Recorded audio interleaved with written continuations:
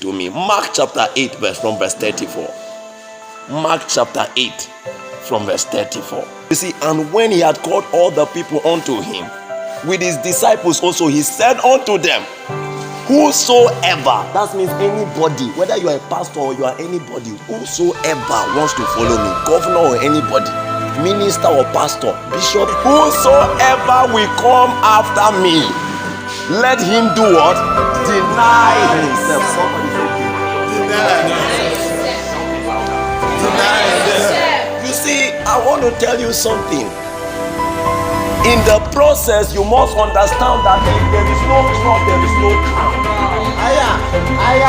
No pain, no gain. No test, no testimony. And therefore, you must pass this process of the cross. Whosoever will come after me, that is general. Everybody is an instruction for everybody. Second, let him deny himself and take up his cross and follow me. Beloved, I want to tell you something briefly today. Who is qualified to take the cross? You see, there is nobody that can take the cross until the person has denied himself.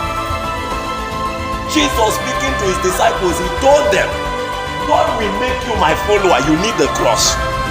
Everybody needs a cross. Or they are not talking about the physical cross. They are talking about what Christianity, the entire Christianity is rolled upon this simple thing, and that is the cross. That is our salvation. But you see, you can never take the cross until you deny yourself. Jesus himself was a God. Do you know that? Jesus was what? A God. He was a joint head with God. That is why John chapter 1 from verse 1 already explained it. He said that in the beginning was the Word. The Word was with God. That Word was what? God. So Jesus was a God. But for him to take the cross, he needed to deny himself as a God. He no longer made himself equivalent to that God. You see, this deny yourself is a state of humility, a state of humiliation, and instead of people will no longer value, you no longer value your personality. Rejection completely. Deny yourself. Speak to me, sir. That is, who am I? That is the first thing. Who are you? Who are you? Hey, you are bishop. Then deny yourself before you can pick the cross. Men who refuse to deny themselves will never find Christianity easy. Deny yourself, it encompasses every pleasure of yourself, everybody's self. There is something called self, and that is why the English people will call it self-control, because every man has a self that needs to be controlled. So they said you should deny. Christ is not saying control yourself. He said deny that self. The English people will control themselves. In Christianity, we deny themselves. We stop its existence.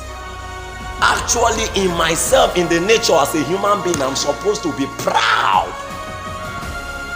Then, in the self of a man who wants to take the cross, before you take the cross, you must get ready to deny yourself, deny your reputation, deny your title. Denying it does not mean you reject people calling you, but you take yourself as a person who does not have that. They said Christ, even though he was a joint head with God, he denied himself and he rejected men from calling him that, and he made himself subordinate, even though he was equivalent with God. And that was the only point where he was capable to take the cross. The reason why many of us cannot drag our cross to that place where we are lifted up is because we have not denied ourselves. You don't just jump into carrying the cross. You don't just jump into ministry. You don't just jump into service until you deny yourself. It is only when you have denied yourself. Let me tell you, Christianity is a point where men have denied themselves. If you don't deny yourself, you can't follow this God.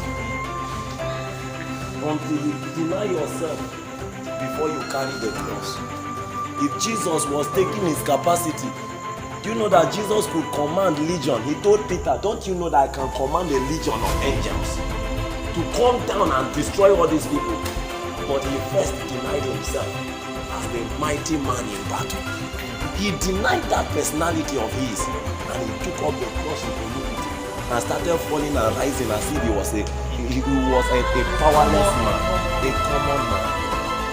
See, he may be very educated, very talented.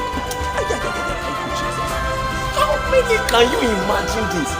Apostle Paul studied in the school of Gamaliel. What was Gamaliel in those days? Gamaliel was like a man studied in Oxford University. In this generation, it's like a man studied law in Oxford University and came out and was a village preacher. He was moving from village to village, preaching to and raising up churches. That is what they call the denier to carry the cross. With your whole education, even in our generation, a man who has studied the law is not a common man. Listen, this man was a Jew, but he had another name. Listen, many people believe that it was God that just changed his name. God did not just change his name. His name was Saul. That was his Jewish name. Now his name Paul was a Roman name. A Roman name in the sense that Romans was the world power. And in those generations, if you want to be a great man, you go and buy a certificate with the world power. It's just like you go to America and you buy their citizenship. So any country you go to, they call you an American. So this man was using his name as a Roman, which means in that generation, that was why at a particular point they arrested him. When they discovered that he was a Roman citizen, they wanted to release him and he said, no, go take us back to the market square before you release us. That was where you disciplined us. That means, one, this man studied in the best university. Secondly, this man was a citizen of America in our generation. Thirdly, he was very knowledgeable, vast in understanding. And all of a sudden, this man became a humble man to the extent that he will be moving from one village to the other. Sometimes when they talk about these places, you believe he was moving in cities and moving here. This man was busy preaching in villages and moving up and down from one town to the other, trekking up and down. Do you know that the day God arrested Apostle Paul, he was on a horse? That means he was not poor. But all of a sudden, Apostle Paul became a man who trekked.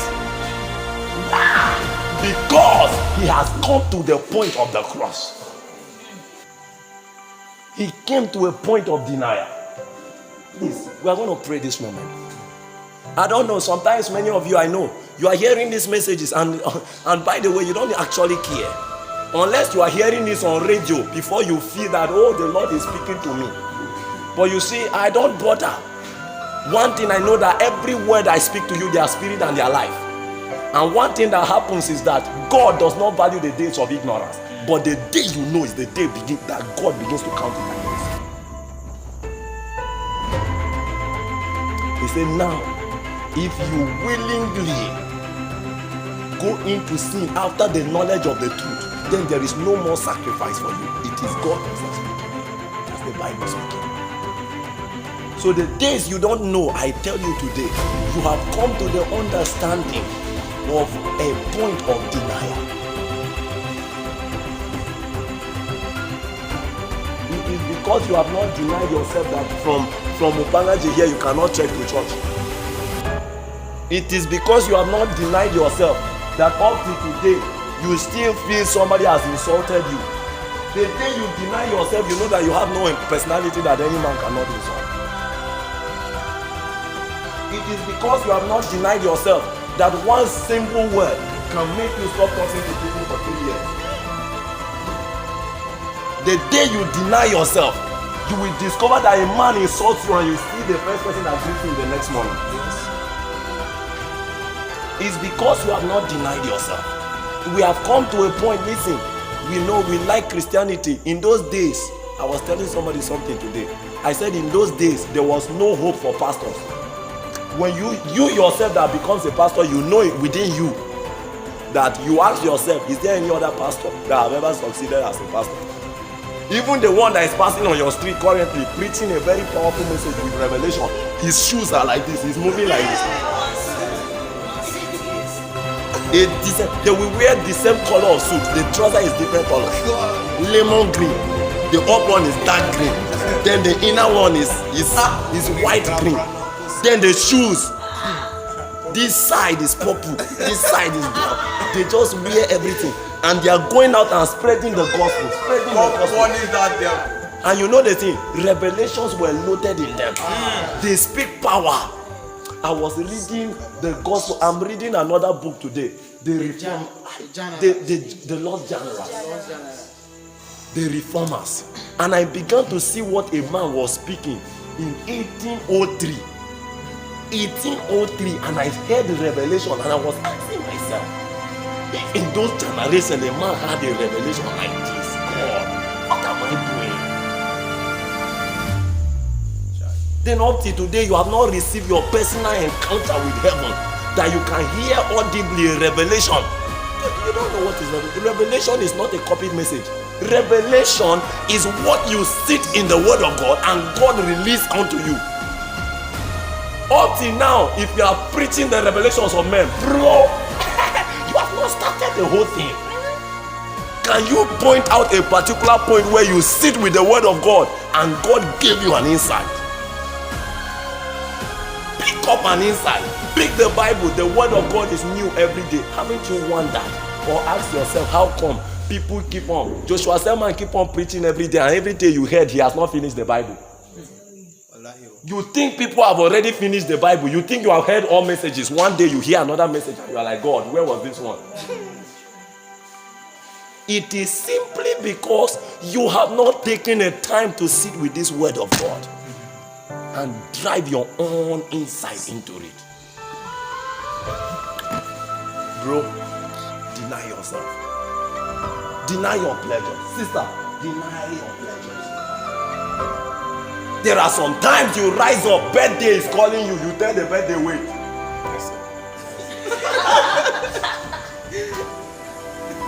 Yes! There are times for your name of God, they call you for some things, your body desires it. You don't know. See, denial, righteousness is self-denial. In fact, you are not tempted until you are tempted with that thing that your body is desiring. You have not overcome any temptation. Some of you don't smoke. If now like this you are tempting me with smoke, you are wasting your time. Because even in my own knowledge as a student, I can't drink, I can't smoke. If you want to tempt me with things that are my challenge, bro. The devil came to Jesus and he was not tempting. Everything he was tempting Jesus with was what Jesus needed. That was one thing I discovered one day. It was what Jesus needed though. He tempted him the first time. Jesus had fasted 40 days and 40 nights. He was very hungry. The first thing Jesus started was, can turn these stones to bread. Yes. Because that was the need at that time. The devil is not stupid. Some of the things you call temptation, they are just TK. You are hearing me. This one you are closing your eyes small. Don't close your eyes. Finally, let him pick up his cross. No cross, no crown. You see, the cross is the medium through which we cross over. That's the reality. You get to some pit, you need that cross to cross. You get to some point, you need the cross to climb. It's one of the accurate things of this. I tell you, beloved, we are going to pray today. The Lord, give me a heart that I deny my own personality. That person I am. You see, these are things that actually the Lord is striking me. When I tell you about messages, I'm not telling you about what you should do. I'm telling you about what God has spoken to me to do, that I want you to follow. That's the thing. Because it's my own heart request. Even if you don't pray, I don't lose. No loss. Because I am working on it for myself. Father, give me a safe denial. It is because you have not denied yourself that you hear truth and still your heart still hardens. You don't care because you have not chosen it. It's because there are no self-denial. You have not denied yourself.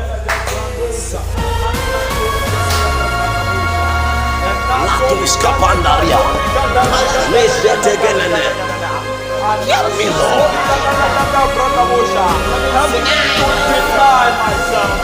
Help me to deny my I will never deny myself.